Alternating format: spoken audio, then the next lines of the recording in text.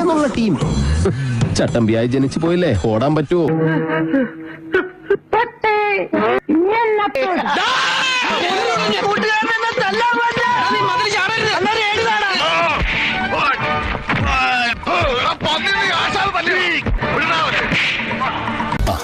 Cement കയ്യിലൊക്കെ തേച്ചേക്കാം. ആകെ ടയേർഡായി.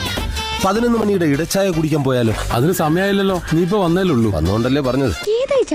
എന്നെ മനസ്സിലായെന്ന് തോന്നുന്നു. ഇതല്ല ഇതിനപ്പുറം കടന്നവനാണീ കെ ജോസ്. അമ്മാവാ പാണ്ട് വല്ല പ്രേതബാധയുണ്ടോ? ഓരോരോ ലീലാവിലാസങ്ങള്. മോഹം ഉണ്ടെങ്കിലേ അവനവന് ചേരുന്ന ഒന്ന് തയ്പ്പിക്കുക, അല്ലാതെ പാകമാവാത്തത് വലിച്ചു കയറ്റുകയല്ല. പഠിച്ചോരെ, ഉറങ്ങിയ സ്വർഗത്തില് ഉണർന്നത് നരകത്തിലോ? വല്ലാത്തൊരു യോഗം തന്നെ. എവിടെയാണ് സ്ഥലം?